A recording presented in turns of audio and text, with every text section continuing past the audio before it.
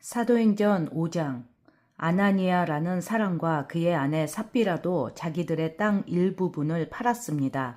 아나니아는 땅을 판 돈으로 얼마를 떼어 몰래 숨겨놓고 나머지만 사도들의 발 앞에 갖다 놓았습니다. 그의 아내도 이런 내막을 다 알고 있었습니다. 그때 베드로가 말했습니다. 아나니아여, 어찌하여 사탄이 그대의 마음에 가득하여 성령을 속이고 땅을 팔아 받은 돈 가운데 얼마를 떼어 놓았소. 그 땅은 팔기 전에도 그대의 것이었고 판 뒤에도 그 돈을 그대 마음대로 할 수 있었소. 그런데 어찌하여 성령을 속일 마음을 먹었소. 그대는 사람을 속인 것이 아니라 하나님을 속인 것이요. 아나니아는 이 말을 듣자마자 쓰러져 죽었습니다. 이 소식을 들은 모든 사람들은 몹시 두려워했습니다. 젊은이 몇 사람이 들어와 그의 시체를 싸서 밖으로 메고 나가 묻었습니다. 3시간쯤 지나서 아나니아의 아내 삽비라가 들어왔습니다. 삽비라는 방금 전에 무슨 일이 일어났는지 전혀 몰랐습니다.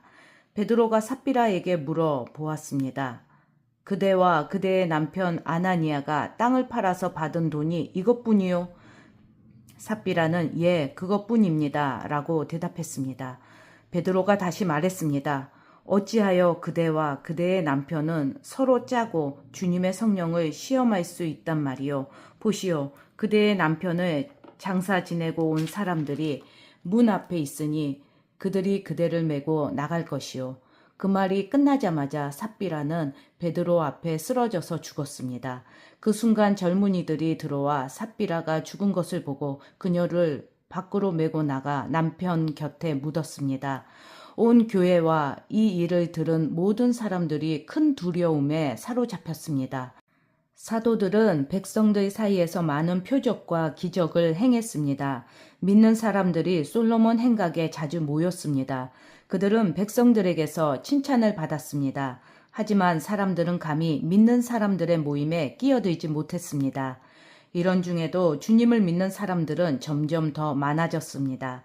그리하여 남자나 여자나 믿는 사람의 수가 크게 늘어났습니다. 그러자 사람들은 베드로가 지나갈 때면 병자를 길에 데리고 나와 침대나 자리에 눕혀놓고 베드로의 그림자라도 그들에게 덮이기를 바랐습니다. 예루살렘 주변의 여러 마을에서도 사람들이 몰려들었습니다.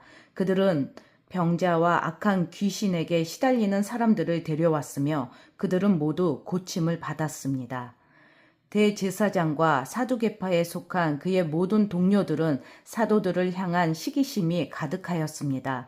그들은 사도들을 붙잡아 감옥에 가두었습니다. 그러나 밤중에 주님의 천사가 감옥 문을 열고 사도들을 밖으로 데리고 나가며 말했습니다. 너희는 가서 성전에 서서 이 생명의 말씀을 백성들에게 다 전하여라. 사도들은 이 말을 듣고 아침 일찍 성전으로 가서 가르치기 시작하였습니다. 대제사장과 그의 동료들이 도착하여 이스라엘의 모든 장로로 구성된 공의회를 소집하고 감옥으로 사람을 보내어 사도들을 데려오게 했습니다. 관리들이 감옥에 가 보았으나 사도들은 보이지 않았습니다.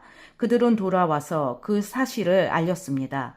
우리가 가서 보니 감옥 문이 굳게 잠겨 있었고 간수들은 문을 지키고 서 있었습니다. 그런데 문을 열고 보니 감옥 안에는 아무도 없었습니다. 이 말을 듣고 성전 경비대장과 제사장들은 사도들에게 일어난 일로 놀라며 당황했습니다.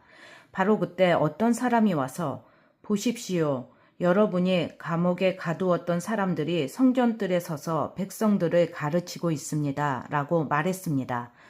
그러자 성전 경비대장은 그의 부하들을 밖으로 데리고 나가 사도들을 다시 잡아왔습니다. 그러나 그들은 사람들이 자기들에게 돌을 던질까 두려워 폭력을 쓰지는 않았습니다.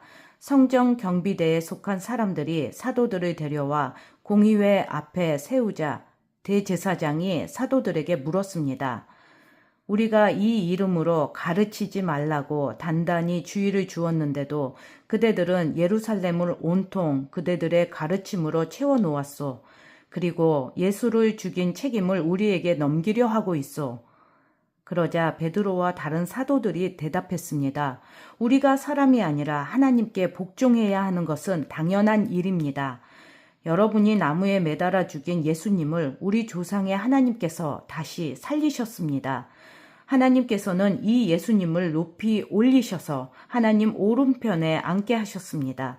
하나님께서는 예수님을 우리의 지도자와 구세주로 삼으셔서 이스라엘에게 회개를 통해 죄사함을 받게 하셨습니다. 우리는 이 일의 증인입니다. 또한 하나님께서 자기에게 복종하는 사람에게 주신 성령 역시 그렇습니다. 공의회 의원들은 이 말을 듣고 몹시 화를 내며 사도들을 죽이려 했습니다. 갑자기 가말리엘이라는 한 바리새파 사람이 공의의 자리에서 벌떡 일어났습니다.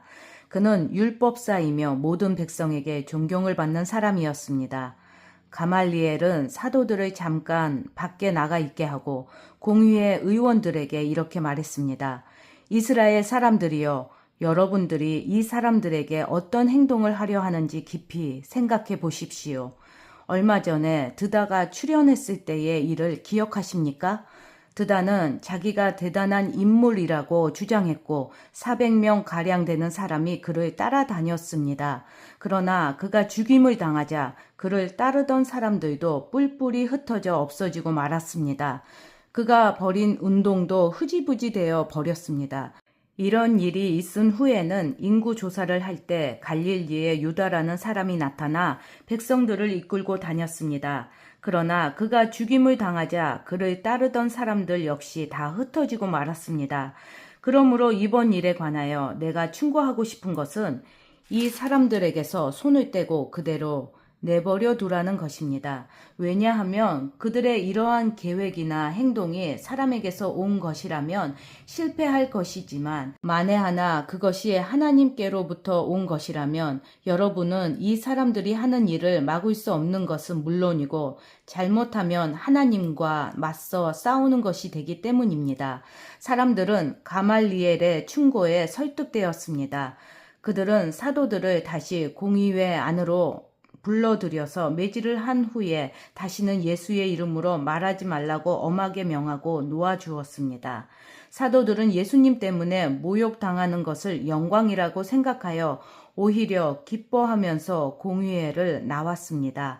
그들은 날마다 성전들에서 그리고 집집마다 다니며 예수님이 바로 그리스도라는 복음의 내용을 쉬지 않고 가르치고 전했습니다.